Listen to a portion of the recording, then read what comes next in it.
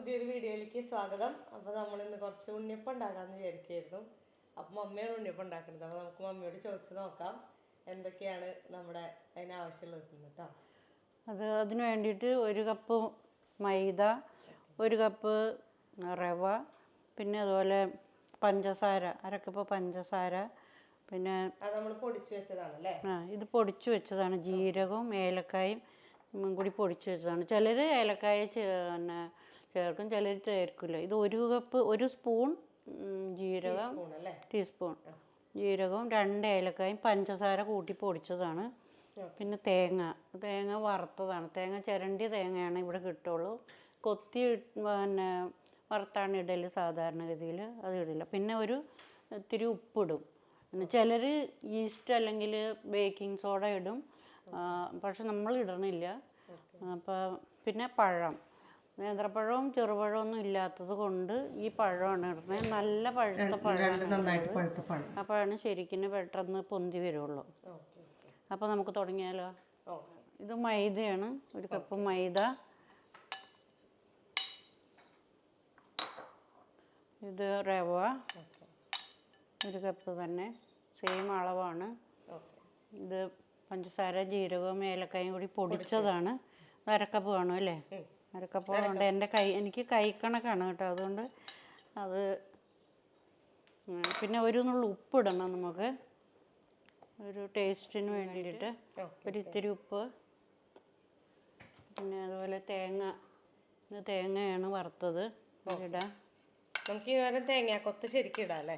തേങ്ങാക്കൊത്താണ് ഇടല്, പക്ഷെ തേങ്ങ ഇവിടെ കൊത്ത് കിട്ടാത്തത് കൊണ്ട് നമ്മളിത് ഇടുന്നു. പിന്നെ ഇനി പഴമാണ്. ഇതൊന്ന് സ്പൂൺ കൊണ്ട് മിക്സ് ചെയ്തിട്ട് നമുക്ക് പഴം ഇടാം. ഇത് ശരിക്കും നേന്ത്രപ്പഴം അല്ലെങ്കിൽ ചെറുപഴമാണ് നല്ലത്. അത് നമുക്കൊന്നും ഇല്ലാത്തത് കൊണ്ട് നമ്മൾ ഇവിടുത്തെ പഴമാണ് ഇടുന്നത്. നല്ലോണം പഴുത്ത പഴമായിരിക്കണം, അതുകൊണ്ട് അത് ഇടണ. നല്ല ടേസ്റ്റ് ഉണ്ടാവും, സോഫ്റ്റ് ആവും. ഉടച്ചിട്.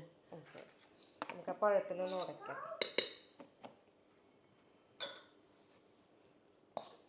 നമ്മുടെ പൊട്ടറ്റോ മാഷർ വെച്ചിട്ട് നമ്മൾ ഉടയ്ക്കണം കേട്ടോ, അതാകുമ്പോൾ എളുപ്പത്തിൽ ഉടഞ്ഞു കിട്ടും.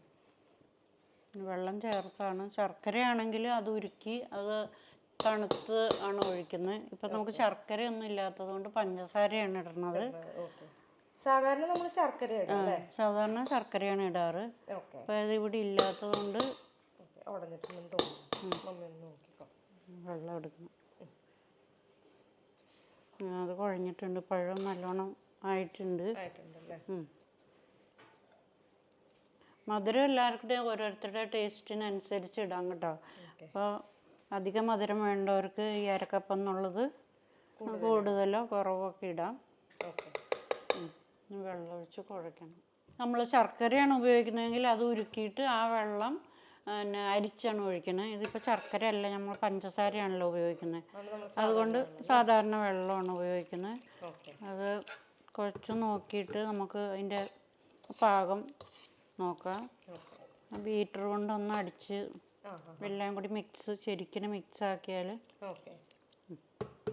മിക്സ് ആക്കി നോക്കി മിക്സ് ചെയ്തിട്ട് നമുക്കൊന്ന് അടിച്ച് നോക്കാം. കൂടെ വേണം എന്തായാലും. ഓക്കെ, ഒന്ന് കഴുകി ഒഴിക്കാം അല്ലേ?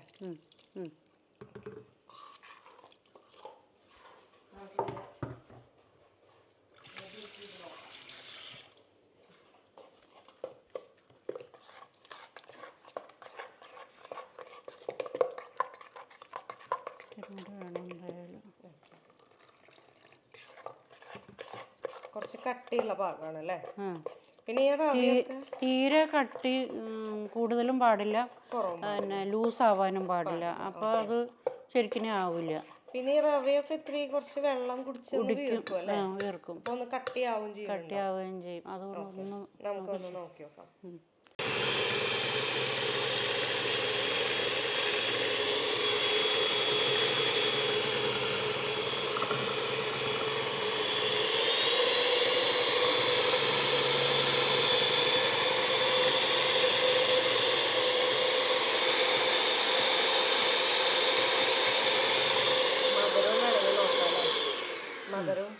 മധുരം നോക്കാം.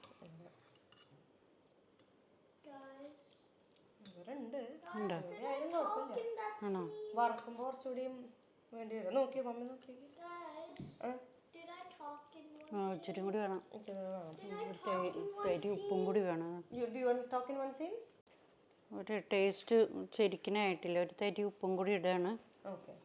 പഞ്ചസാര കുറച്ച് കുറവാണ്. ഇല്ല കുറച്ച് നേരം വെക്കുമല്ലോ, അപ്പോൾ കുഴപ്പമില്ല. ആ, അലിഞ്ഞോളൂ. പിന്നെ മധുരം ഓരോരുത്തരുടെ ടേസ്റ്റാണ് കേട്ടോ, ആവശ്യത്തിന്. ഇപ്പം നമ്മൾ കുറച്ച് അധികം ഒന്നും കൂടി അടിച്ചു. നമുക്ക് മിക്സ് ചെയ്യാം. ആ,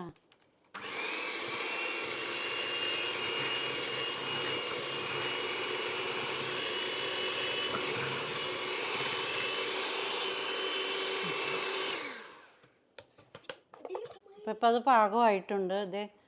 ഇതാണ് അതിൻ്റെ പാകം, കോരി ഒഴിക്കാൻ പാകത്തിന്. ഇതൊന്നും കൂടി കുറുകും ഇത് ഇച്ചിരി നേരം ഇരിക്കുമ്പോൾ. റവയൊക്കെ ഒന്ന് വെള്ളം കുടിക്കുമ്പോൾ അല്ലേ? ഉണ്ടോ, കോരി ഒഴിക്കാൻ പാകത്തിന്. ഇതിപ്പോൾ എല്ലാം കലക്കി വെച്ചു. അപ്പോൾ ഈസ്റ്റും ബേക്കിംഗ് സോഡയും ഒന്നും ഇടാത്തത് കൊണ്ട് നമ്മളൊരു 3-4 മണിക്കൂറോളം വെച്ചിട്ടാണ് ഉണ്ടാക്കുക. അല്ല, അതൊക്കെ ഇടുകയാണെങ്കിൽ പെട്ടെന്ന് തന്നെ ഉണ്ടാക്കാം, അരമണിക്കൂർ കഴിയുമ്പോൾ ഉണ്ടാക്കാം. ഇതിപ്പോൾ നമ്മൾ അതൊന്നും ഉപയോഗിച്ചിട്ടില്ലല്ലോ, ഉപയോഗിക്കണില്ലാത്തതുകൊണ്ട് ഒരു 4 മണിക്കൂർ കഴിഞ്ഞിട്ട് ഉണ്ടാക്കാം. അപ്പൊ ഇത് പൊന്തിട്ടുണ്ട് അല്ലേ? പൊന്തിട്ടുണ്ട്. ഓക്കെ. അപ്പൊ നമുക്ക് ചെറിയ ഇങ്ങനെ ബബിള് പോലെ വരുന്നല്ലേ? പൊന്തിട്ടുണ്ട്. വ്യത്യാസമില്ല. അപ്പൊ നേരത്തെ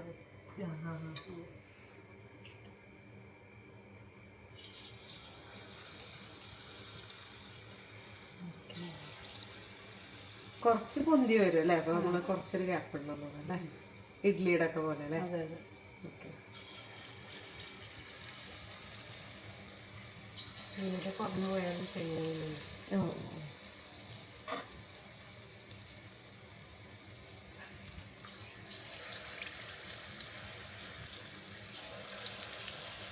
നല്ല മണമുണ്ട് ഇപ്പോഴേ.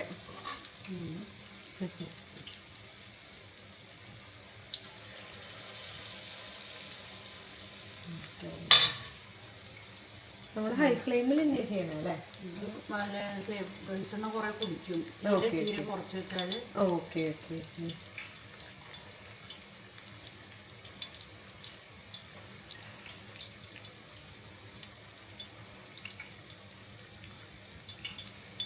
നല്ല അടിപൊളിയായിട്ട് സോഫ്റ്റ് ആയിട്ടുണ്ട്.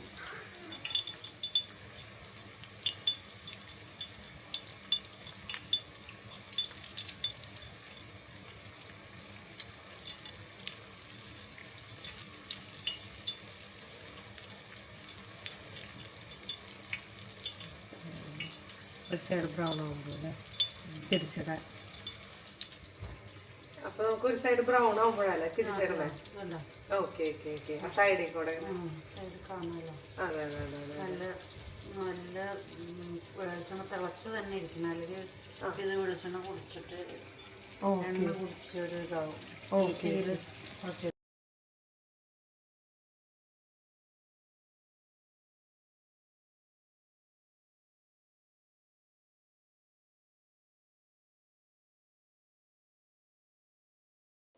അപ്പൊ നമ്മുടെ ഉണ്ണിയപ്പം റെഡി ആയിണ്ടല്ലേ?